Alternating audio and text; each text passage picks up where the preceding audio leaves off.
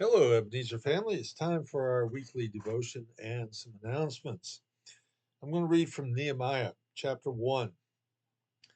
And starting at verse 3, it says, They said to me, Those who survived the exile and are back in the province are in great trouble and disgrace. The wall of Jerusalem is broken down, and its gates have been burned with fire. Not a pretty picture. Not a pretty picture. And Nehemiah continues on here. It says, When I heard these things, I sat down and wept. For some days I mourned and fasted and prayed before the God of heaven. Just those couple verses there, it leads me to ask the question, how often do you weep because you see the world against God? The things that go on in this world against God. Um, how often do you fast and pray for those? And whether it's the persecution of Christians throughout the world, or maybe some other evil, or maybe it's just, do you weep before the Lord? Do you fast and pray for those that are around you that don't know Jesus as their Savior? That's where we got to start. We got to start with prayer. God has this whole idea of opportunities for you. He puts people in your life for a reason. And I truly believe that. He puts non believers in your life for a reason. He opens doors. He presents you with opportunities and conversations to express, uh, give the reason for the joy that you have, the joy of knowing Jesus Christ yourself. But we need to be praying. We should be praying for our friends and family, praying for the checkout clerk at Walmart, or maybe the counter help at Sheets, or maybe the waitress at Casa Agave, or wherever else it might be. Our bus drivers, our teachers, our co-workers. And I know some of you are very faithful in this, and you look for these opportunities. And I think that is incredible. But you know what? I think God challenges us all with more, even when we're doing some of that. Um, Nehemiah, when I heard these things, I sat down and wept. For some days I mourned and fasted and prayed before the God of heaven. He goes on to say, Then I said, Lord, the God of heaven, the great and awesome God, who keeps his covenants of love with those who love him and keep his commandments. Let your ear be attentive. I'm just going to stop there because we get the idea. Nehemiah is truly praying to the God of the universe, the creator God, the God he knows that made the covenants prior with Abraham. And he's saying, God, I'm sorry. This is not the way it's supposed to be. Help me live my life and help me make these things truly honoring you. More so, I believe he's asking God to give him the strength and the wisdom and all he needs to make his life honoring God. Because he sees what needs to be done. He sees the evil, he sees the people around him that need this, and he's saying, God help me. He mourned for them. He wept for them. He fasted, he went without food, and he prayed for them. So that would be my challenge for you. Consider that. Um, where does God want to use you? Who does God want you to speak to? What does God want you to do? He'll make it clear to you. Okay, some announcements. We are starting the conspiracy of kindness, and that probably looks backwards to you, don't it? Maybe not. Anyhow, we passed those out yesterday. There's going to be more available in the information center. It's on the Facebook page, but it's a way for us to serve others. Just simple, simple things. And you don't have to go by my list. You start it. That's not. I mean, it looks like a calendar, but it's not a calendar. It is just a list of items that you can do. On the back, it's blank, and you can take and fill that in with different things that you can do. But my challenge is that you start. It's 30 days that are printed there.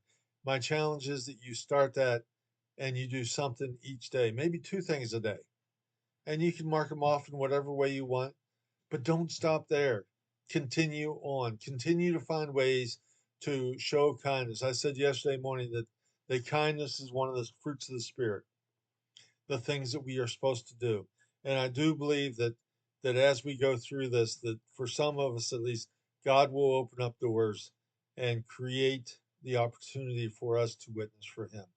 So take that and do with it. Serve. We're asking you to give your time this time and serve God in this way. Let's see here. What else? We're still looking for some volunteers. You can track down either Pastor Josh or myself. Call the office, and we'll try to hook you up with where you need to be serving at that you feel led to be. We have our tribes in full swing. There's some information over in the information center, and we encourage you to get involved with one of them.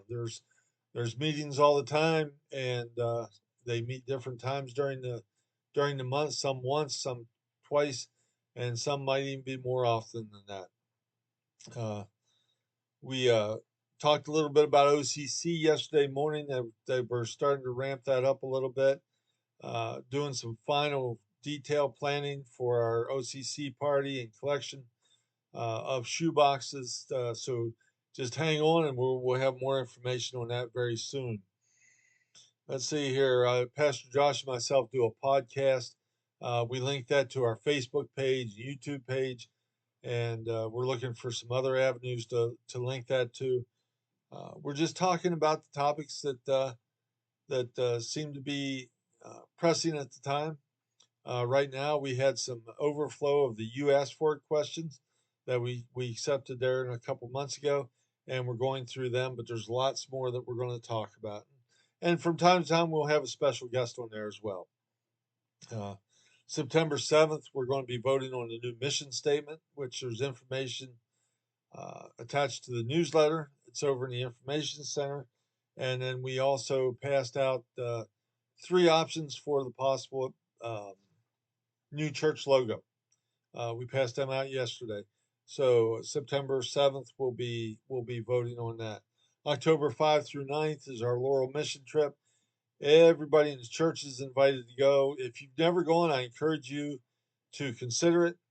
There's a sign up sheet in the information center, as well as a meeting coming up this Sunday after service. And if you're not sure, come to the meeting and we'll discuss some of the details to help you make an informed decision. But I guarantee you it will change your life. There's a sign up sheet in the information center for the meet and greets.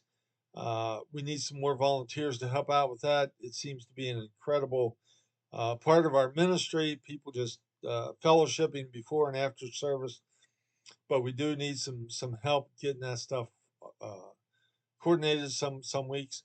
There's a sign up sheet. If you have any questions, you can see Julie and ask her. Let's see here. We got a spaghetti dinner. This is September 6th, Saturday, September 6th, from 5 to 8. This is a community event. So we encourage you to invite your families, invite your neighbors, come and enjoy a free meal on us, and spend some time here talking. We encourage all that, and it should be a fun evening. Along with that, we are looking for donation of some desserts, preferably like cakes and that kind of thing. If you have questions about that, you can see George Doyle and she'll help you out with that. This Wednesday, let's see, that would be the 27th, is our final hymn sing Wednesday night of the summer. And that'll be from 6:30 on. And come out and sing some hymns with us. Yes, that'd be great. Thursday, that would be the, let's see, 27th, 28th. Thursday, the 28th, is our Widower's Lunch, and that's at Pat and Carla's in Chambersburg. The one that used to be the Little Dipper, so I'm not sure which one that is. I think that's the one just south of town, but I'm not sure. But you can check with either Dolores or Marcia, and they can help you out with the specifics on that.